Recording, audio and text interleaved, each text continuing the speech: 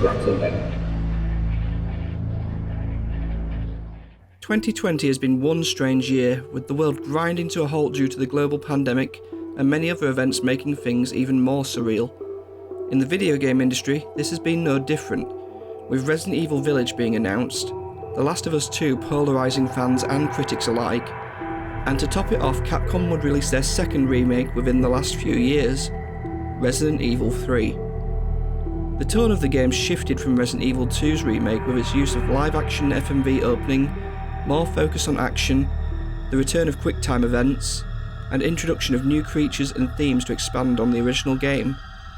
Many, including myself, have been looking forward to this remake ever since Resident Evil 2 was released back in 2019, expecting the thrills and scares of the original to be dialed up even more.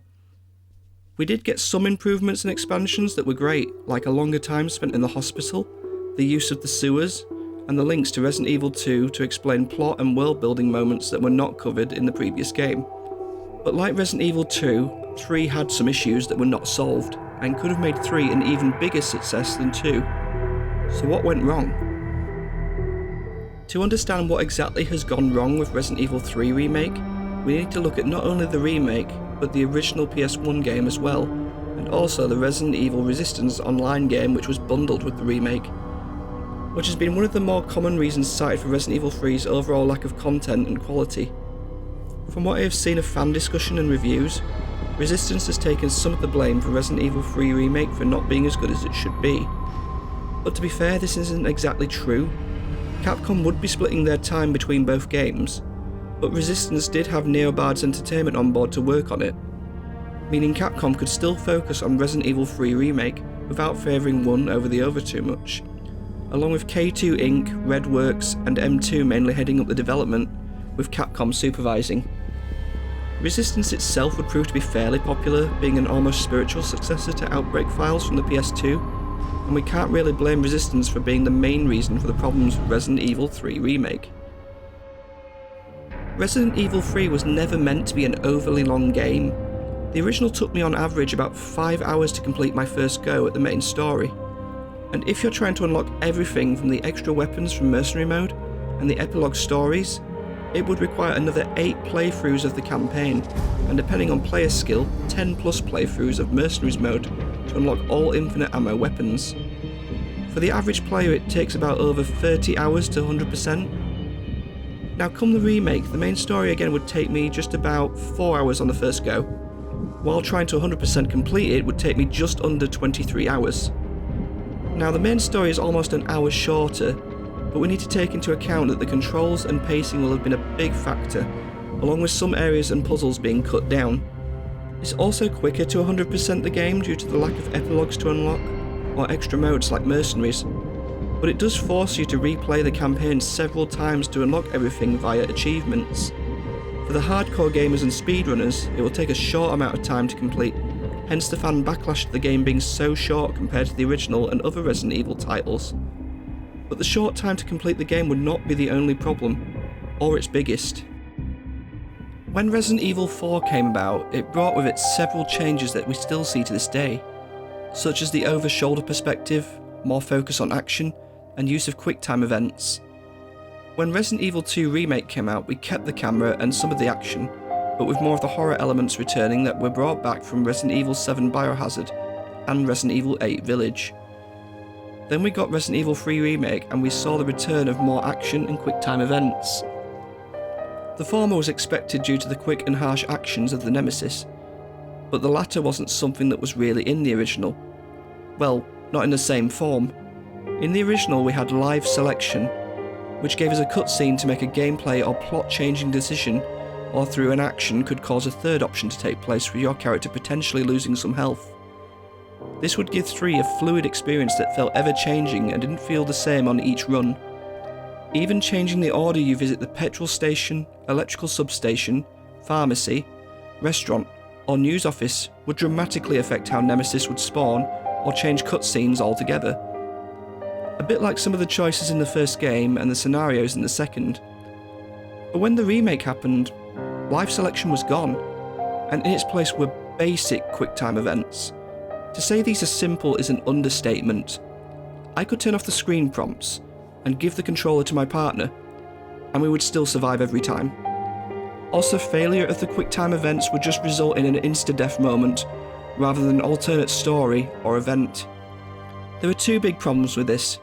First, we have lost the fluid storytelling and gameplay that made the original so replayable. Second, the actual QuickTime events are way too simple.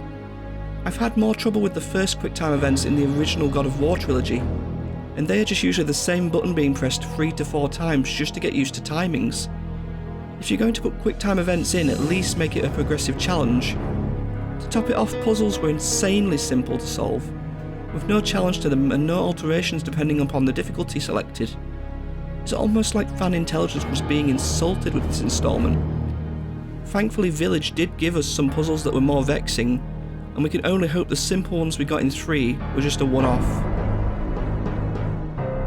We mentioned before that the events of Resident Evil 2's remake get linked up or partially explained or even expanded upon in Resident Evil 3. 2 would leave so many things up to interpretation, such as the variety of damage around the RPD building, the fate of characters like David Ford, and how did Marvin Branagh get fatally injured among other things.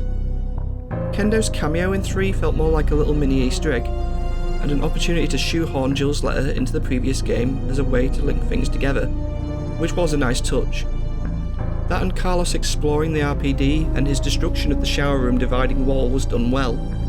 Even showing Marvin's injury at the hands of a zombified Brad Vickers was excellent, and became a reference to the Brad Easter egg in the original Resident Evil 2 as well, even being one of the rare occasions we have heard a zombie speak coherently. But the visit did throw up another problem, which was the wall on the 3rd floor of the west wing of the RPD stairwell, which was still intact, while in Resident Evil 2 it has been destroyed.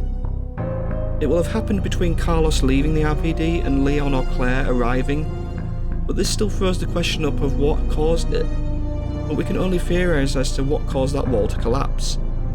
I was hoping this entry would explain the helicopter crash as well, but considering how timing of the events of 2 and 3 are intertwined, this probably was too hard to fit into the narrative without distracting us from the story of 3.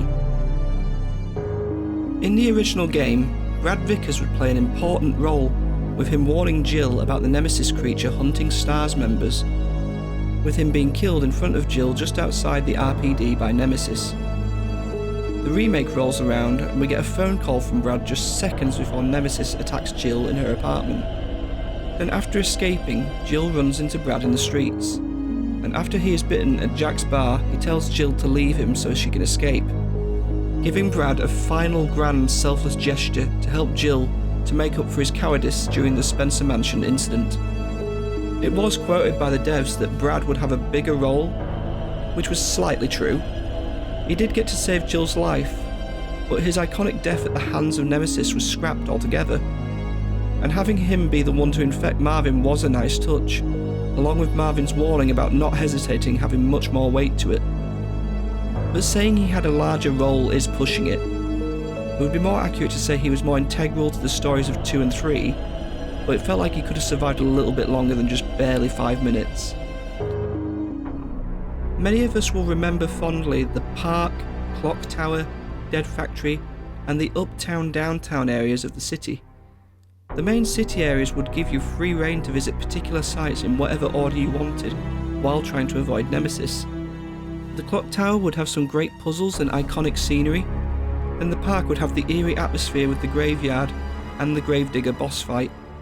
The one thing that all these areas have in common is that they are either cut completely, reworked into other areas, or very scaled back. The park and Gravedigger are both gone, with only an Easter egg reference to the park itself, and the Gravedigger's mouth design being adapted into the Hunter Gamma's zombie chicken from hell aesthetic.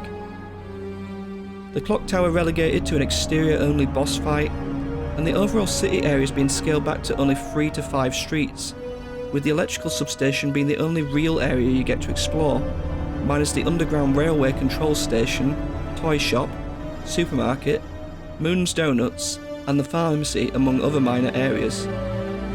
The underground would take over from the tramcar station, the petrol station would be relegated to a cutscene instead, the restaurant has become Moon's Donuts, and then the newspaper office and City Hall, both gone. Also, out of all the areas you go through in the game, you only backtrack in the initial city areas after meeting Carlos, the sewers, the hospital, and the Nest 2 facility. The rest are kind of one and done deals, making it feel like you're missing out on so much more when compared to the original areas you could explore. The biggest loss from this though was the Gravedigger boss fight. It gave us to break up the encounters with Nemesis, and was one of the more iconic moments from the original Resident Evil 3. Finally, we move on to what I feel is the biggest failing of Resident Evil 3, the Nemesis. I'm not talking about his design or his extra ability of creating Nemesis parasite zombies. Those are welcome additions and changes. But the real problem comes from how the devs ended up using Nemesis and his changes through the game.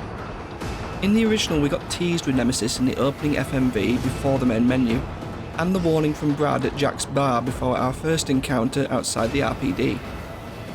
In the remake, there are a few close-ups of the creature and his transport container in the opening. Then during Brad's call to Jill, he just bursts through the wall and becomes a near constant threat until you reach the underground station and change to Carlos for the RPD section. But this sudden arrival of Nemesis with little build-up just felt rushed. It's also not a challenge in the slightest, with you just running and not having the option to fight him in your first encounter like the original. Then once you're done at the electrical substation, you start getting Nemesis chasing you through the streets, similar to Mr. X's behaviour in Resident Evil 2 Remake. But then with every encounter after returning to the underground for the first time, it becomes scripted, with the rooftop fight and the chase through the streets with the rocket launcher being all scripted events instead. Then we move on to Nemesis' next form, which design-wise was a great departure and allowed for a different style of fighting to do. But the sheer size of Nemesis made it impossible to have him become a regular encounter, with his encounters now becoming very obvious and easy to deal with. Then after defeating him in the acid vat, you get his final form, which like Birkin's final form and Evelyn's final form, ended up being a fight with a wall of flesh. The only saving grace was Nemesis was made more difficult, with the flailing attacks and having to avoid his body falling on you in an insta-kill attack. But it was still too easy to beat, unless you moved up to Nightmare or Inferno difficulty. What should have been a true nightmare scenario for players ended up being a walk in the park for most, with talk of Nemesis being a constant threat, and rumours of him being able to enter save rooms to make nowhere safe.